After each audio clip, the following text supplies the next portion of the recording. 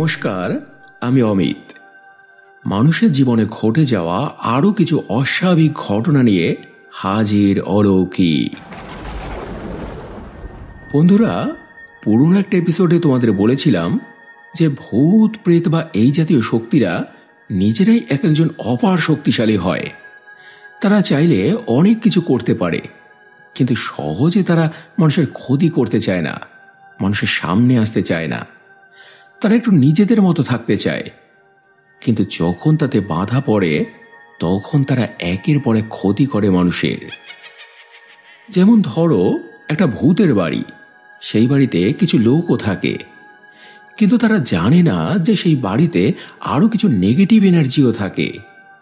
জানে না যে পার্টিকুলার বাড়ির কোন জায়গায় তারা থাকে, তাদের গতিবিধি বা কিরকম, তারা কি চায় কি চায় না কিছুই তারা জানে না।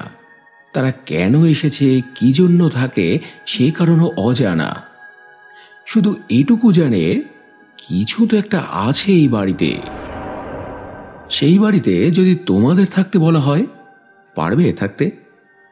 কিন্তু সেই বাড়িতেই আছে দামিনী পাল, অলৌকিকের একজন সদস্য। শেয়ার করেছে তার সঙ্গে ঘটা একের পর এক অস্বাভাবিক অনুভূতির কথা। এর জন্য দামিনী, অসংখ্য ধন্যবাদ তোমাকে। আর বন্ধুরা, তোমাদের বলি, নিত্য নতুন এমন অলৌকিক, দৈবিক ও ভৌতিক ঘটনা শোনার জন্য লাইক, শেয়ার ও সাবস্ক্রাইব করে অলৌকিকের সাথে থেকো। কারণ প্রতি শনি মঙ্গলবার করে মানুষের জীবনের এমন সত্যি ঘটনা এখানে কিন্তু আসতেই থাকে। তো এবারে শুরু হচ্ছে আজকের প্রথম নিবেদন। মানা না মানা নিজের কাছে, লোকের মাঝে লুকিয়ে আছে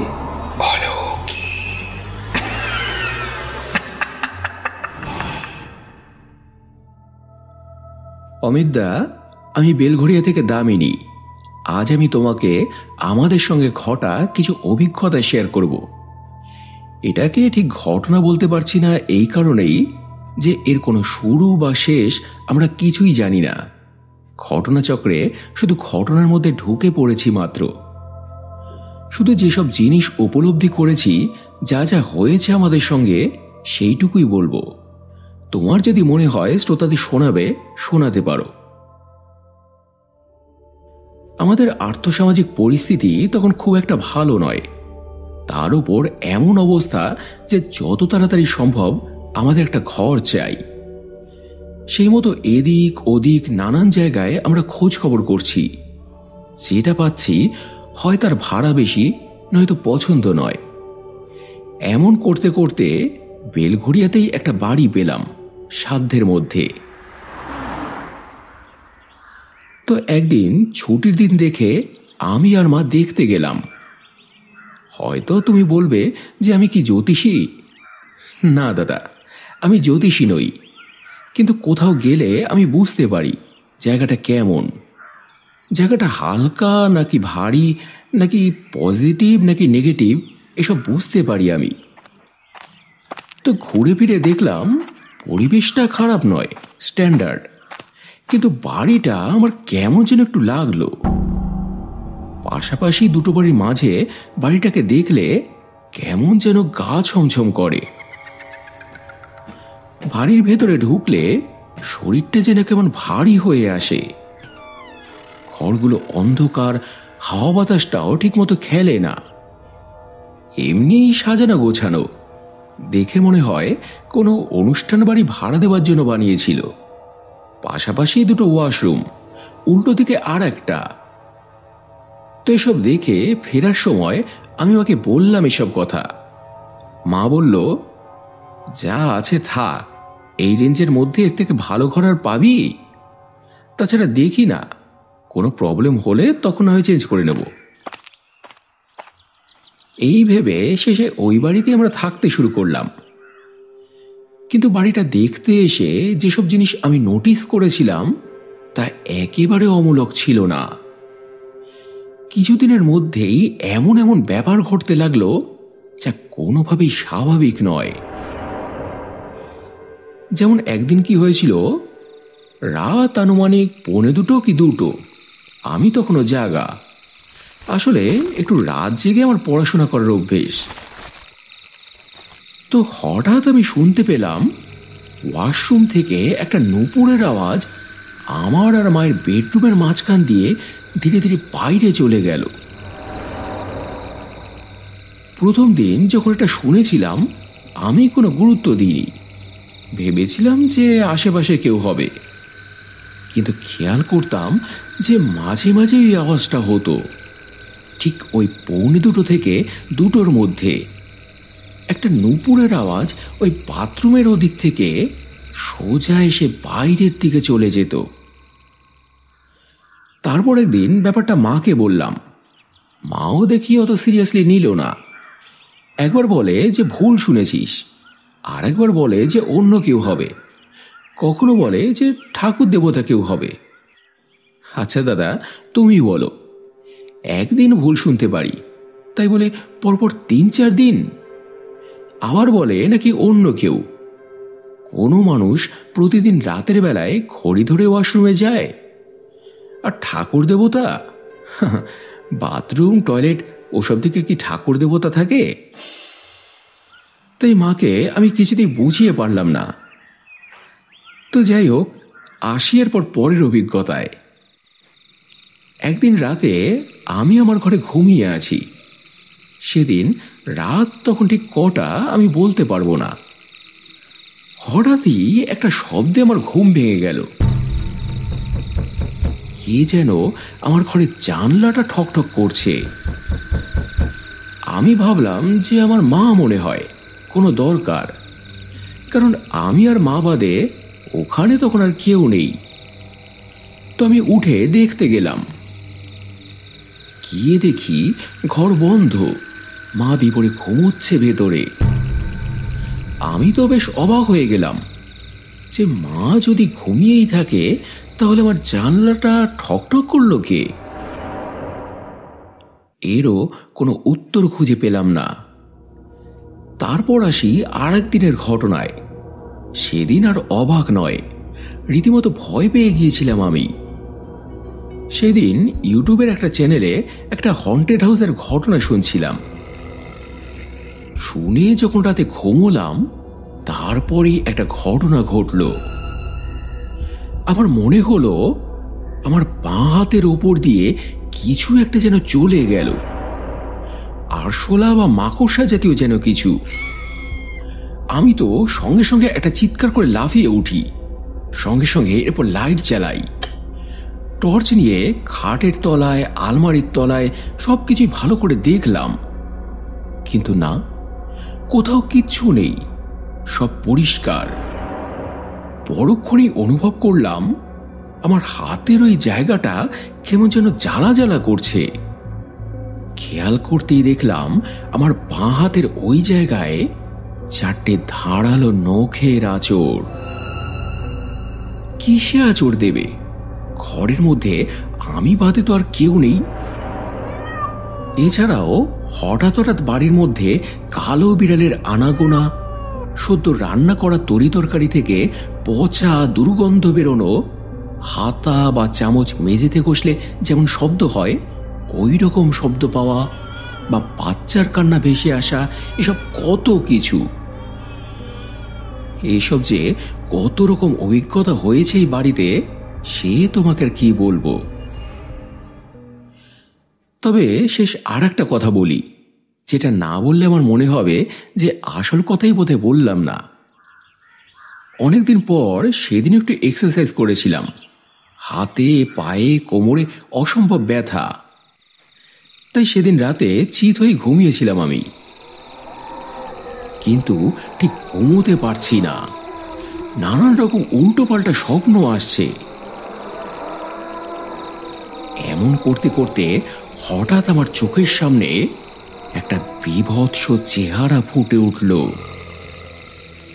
দীর্ঘদিনের পচা, বাসি, বিশ্রী একটা মরা জেগে উঠলে যেমন দেখাবে, ঠিক ওই রকম চেহারাটা আমার বুকের ওপরে বসে আমার গলা টিপে ধরেছে।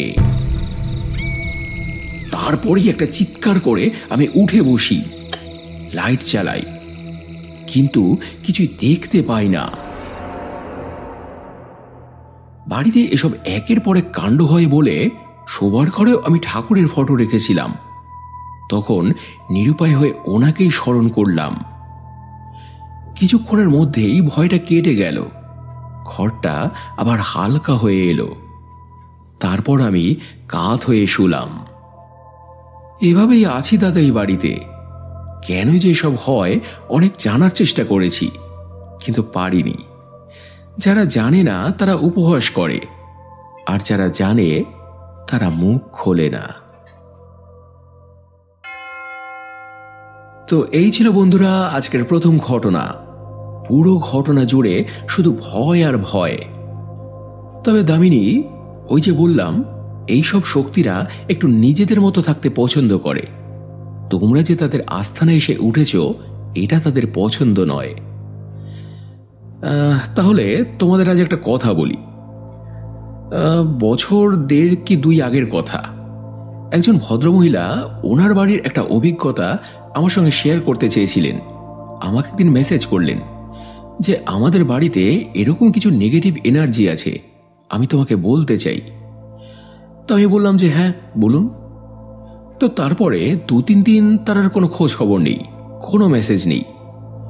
পরে আবার একদিন মেসেজ করলেন যে আমি তোমাকে যেদিন থেকে ঘটনা বলবো বলেছি তারপর থেকেই আমার সঙ্গে একের পর এক ঘটনা ঘটছে, যেগুলো মোটেই স্বাভাবিক নয়। তখন আমি ওনাকে এই কথাটাই বললাম যে অনেক সময় এসব শক্তিরা চায় না তাদের উপস্থিতির কথা আর 5 জন জানুক। তারা একটু নিজেদের মতো থাকতে চায়। তারা চায় না যে তাদের উপস্থিতিতে কেউ বাধা দিক।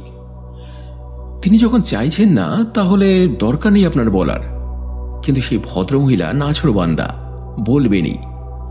তার পরে একদিন কি হলো, তিনি যখন আমাকে ঘটনা লিখতে বসলেন তখন উনি দেখছেন যে ওনার দরজার পর্দার বাইরে, মানে দরজার পর্দার পেছনে কেউ যেন একজন দাঁড়িয়ে আছে। দেখো, পর্দার বাইরে কেউ একজন দাঁড়িয়ে থাকলে তার একটা ছায়া পড়ে পর্দায়, সেটা কিন্তু বোঝা যায়। উনিও সেটা বুঝতে পেরেছিলেন। যিনি ঘটনাটা যখন আমাকে লিখছেন, কেউ যেন ওনার দরজার বাইরে পর্দার আড়ালে দাঁড়িয়ে আছে। হয়তো ওনাকে বোঝাতে চাইছে যে লিখো না, আমি কিন্তু আছি। তো সেই কথাটাই আজকে তোমাদের বললাম দামিনী, যে এইসব শক্তিরা অনেক সময় নিজেদের একটু গোপন রাখতে চায়। আর এটাও ভেবো না যে আমরা যারা এসব কাজ করি এতে কোনো রকম রিস্ক নেই। এসব কাজেও কিন্তু অনেক রিস্ক, কারণ আমাদের মাধ্যমে তো ঘটনাগুলো প্রচার হয়, তাই না? তাই যারা চায় না যে তাদের ঘটনা 5 জন জানুক, প্রচার হোক, তাদের আক্রোশ পড়ে কিন্তু আমাদের ওপরে। আর আমি এটা মন করা কথা বলছি না, এমন অভিজ্ঞতা কিন্তু হয়েছে, আমার সঙ্গে হয়েছে। এবং আমার সামনে একটি বাড়ি আছে, সেখানে রাজ বলে একটি ছেলে আছে, তার সঙ্গে তো বিশাল একটা অভিজ্ঞতা হয়েছে। এমনকি সে তার চ্যানেল বন্ধ পর্যন্ত করে দিয়েছে ভয়ে। সেই ঘটনা তোমাদের না হয় পরে একদিন বলবো। তো এবারে চলে যাচ্ছি আজকের দ্বিতীয় ঘটনায়। এটা শেয়ার করেছে ভাই অর্কপ্রভ নস্কর। অসংখ্য ধন্যবাদ তোমাকে ভাই, মায়ের অসুস্থতার মধ্যেও অলৌকিক ঘটনা পাঠাচ্ছ। পাশাপাশি বন্ধুরা তোমাদের বলি, তোমরা যদি এখানে ঘটনা পাঠাতে চাও, ডেসক্রিপশনে দেওয়া এই নাম্বারে আমাকে হোয়াটসঅ্যাপ করতে পারো। যদি লিখতে পারো তো লিখে, নাহলে ভয়েস মেসেজ করে বলতে পারো তোমাদের ঘটনা। তো এবারে শুরু হচ্ছে আজকের দ্বিতীয় নিবেদন।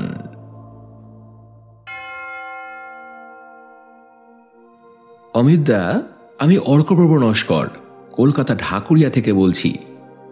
তুমি তো জানোই আমার মা একটু অসুস্থ, চোখে অপারেশন হয়েছে, তাই অনেকদিন তোমায় কোনো ঘটনা পাঠাতে পারিনি। আজ তো একটু সময় করে তোমাকে একটা ঘটনা পাঠাচ্ছি। ঘটনাটি আমি শুনেছি আমাদের একজন গুরু ভাইয়ের মুখ থেকে। বহু বছর আগের ঘটনা। ঠাকুর শ্রী শ্রী অনুকূলচন্দ্র তখন নরদেহে বিরাজমান। বাংলাদেশের পাবনা জেলার হিমায়তপুরধামে উনি সপরিবারে থাকতেন। আশ্রমটি পদ্মা নদীর তীরে অবস্থিত। ঠাকুরের জন্মস্থান এটি।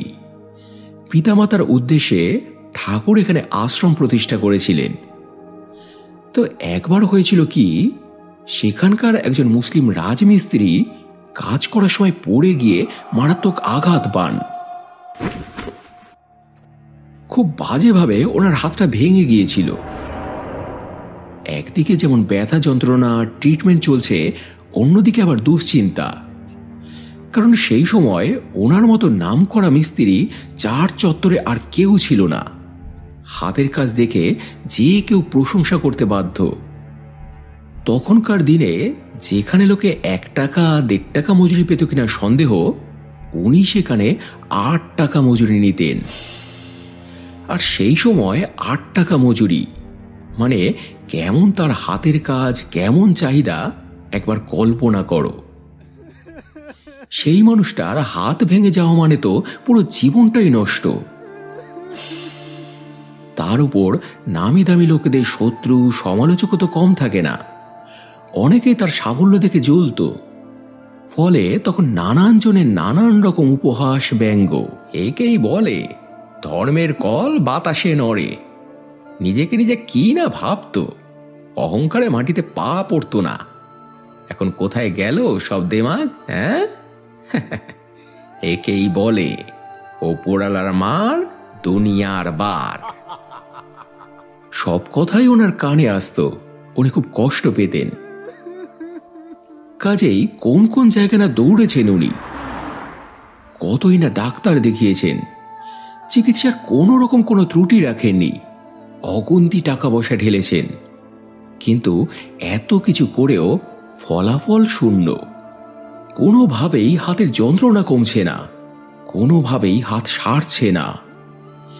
সেসব দিয়ে একসময় ডাক্তাররা তো জানিয়েই দিলেন, দেখুন, মানতে কষ্ট হলেও এটাই সত্যি, আপনার এই হাত আর কোনোদিনই ঠিক হবার নয়। নসিবের এই নিষ্ঠুর পরিহাস দেখে লোকটি একেবারে হতাশ হয়ে পড়েছিলেন। একেই বোধহয় বলে শিল্পীর অপমৃত্যু। বাঁচিয়ে রেখেও যে ওপরওয়ালা তাকে এইভাবে মেরে ফেলবেন, এটা তিনি মানতে পারছিলেন না। তখন একদিন ওনার এক সনাতনী বন্ধু ওনাকে একটা কথা বললেন, চেষ্টা তো অনেক করলে ভাই, ডাক্তার বুদ্ধিও তো কম দেখালে না, চলো এবার একটা শেষ চেষ্টা করা যাক। এবার চলো জগতের সেরা ডাক্তারের কাছে। কত যে চমৎকার, কত যে লীলা খেলা করেন তা সারা বিশ্ব জানে। মরা মানুষ জ্যান্ত করেন তিনি। চলো একদিন সেই জ্যান্ত ভগবানের কাছে। লোকটি বললেন, কে, কার কথা বলছেন আপনি? তিনি তখন বললেন, ঠাকুর শ্রী শ্রী অনুকূল চন্দ্র, জগতের নাথ, অগতির গতি, অসহায় সহায় তিনি, যার কাছ থেকে কেউ কখনো খালি হাতে ফেরেন না। এইসব শুনে রাজমিস্ত্রি ভদ্রলোকটির মনের কোণে কেমন যেন আশার প্রদীপ জাগল। উনি রাজি হলেন। কিন্তু প্রশ্ন হলো ধর্ম, মুসলিম হয়ে সনাতনীর দরবারে?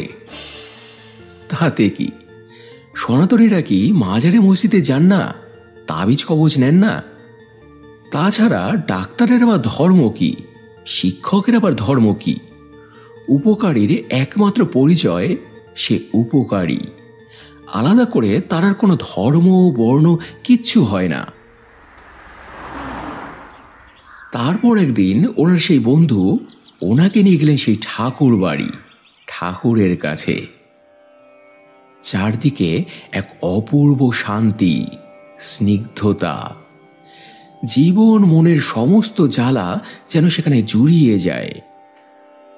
ঠাকুর তখন মাতৃমন্দিরের উত্তর দিকে কালো একটা বেঞ্চে পা দিয়ে বসেছিলেন। তো এরপর সেই রাজমিস্ত্রি লোকটি ওনার সমস্ত যন্ত্রণার কথা দয়ালকে নিবেদন করলেন। দয়াল তখন বললেন, এতে আমি কি করতে পারি? এ তো ডাক্তার বদ্যির কাজ।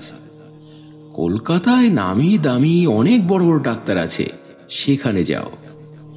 যদি আর্থিক সমস্যা হয় আমি না হয় সাহায্য করব, যাও। কিন্তু ভদ্রলোক তো নাছোড়বান্দা, ঠাকুরের পায়ে পড়ে বললেন, প্রভু, ডাক্তার তো হয়তো অনেক আছে, এ কথা সত্যি, কিন্তু ডাক্তারের ডাক্তার তো আপনি। আপনার দয়া না পেলে যে কিছু সারবে না সে আমি ভালোই বুঝতে পেরেছি। তাই আপনি এবার কিছু একটা বিহিত করুন, আমি যার কিচ্ছু জানি না।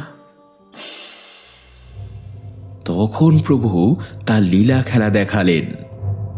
ঠাকুরের এক শিষ্য ওই আশ্রমেই থাকতেন, হোমিওপ্যাথি ডাক্তার তিনি। দয়াল তাকে ডেকে পাঠালেন। তিনি এলে তার কানে কানে কি সব বললেন ঠাকুর। তারপর সেই ডাক্তার একটা ওষুধ এনে দয়ালকে দিলেন। মৃদু হেসে দয়াল সেই ওষুধটি নিয়ে নিজের হাতে ওই মুসলিম রাজমিস্ত্রির হাতটায় মালিশ করতে লাগলেন।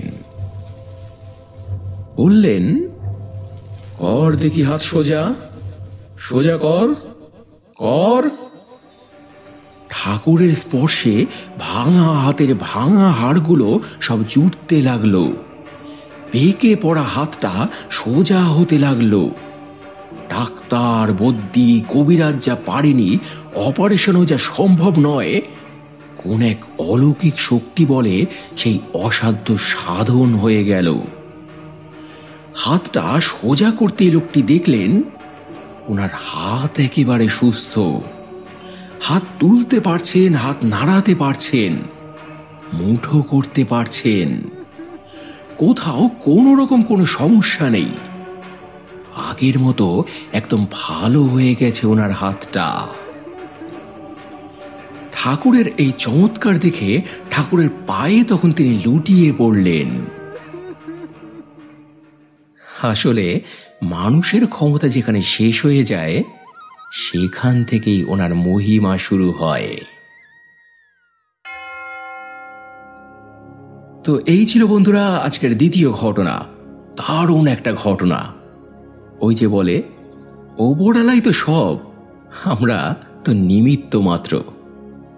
তো কেমন লাগলো বন্ধুরা তোমাদের আজকের ঘটনাগুলি কমেন্টে জানিও। যদি ভালো লেগে থাকে তাহলে ফেসবুক, ইনস্টাগ্রাম বা পরিচিত মানুষদের সঙ্গে প্লিজ শেয়ার করে নিও। আর এবারে গত এপিসোডে অজন্তা হরে লিখেছেন, কি সাংঘাতিক একটা ঘটনা। অর্কপ্রভু লিখেছে, দাদা খুব ভয়ের ঘটনাটা, রাত 1:05 শুনছি, এবার ঘুমোবো কি করে। আবুল হোসেন লিখেছেন, দাদা খুব ভালো লাগলো, তোমার ঘটনাগুলো আমি অনেকের সাথে শেয়ার করি। আশিস কুমার দে লিখেছে, একদমই অন্যরকম ঘটনা, খুব ভালো লাগলো। মেঘা দাস লিখেছে, অসাধারণ ঘটনা। জ্যোতি দে লিখেছে, অনেক সুন্দর। রূপসী গাঙ্গুলি লিখেছে, কি ভয়ঙ্কর ঘটনা। মনীষা কাকিমা লিখেছেন, দারুণ ঘটনাটা, তোমার ভয়েস আরও দারুণ।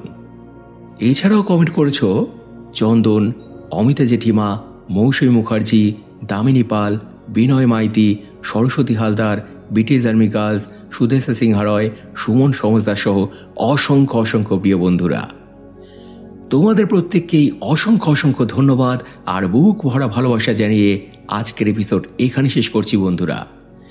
আবার দেখা হবে মঙ্গলবার আরও একটা জমজমাট অলৌকিক এপিসোড নিয়ে।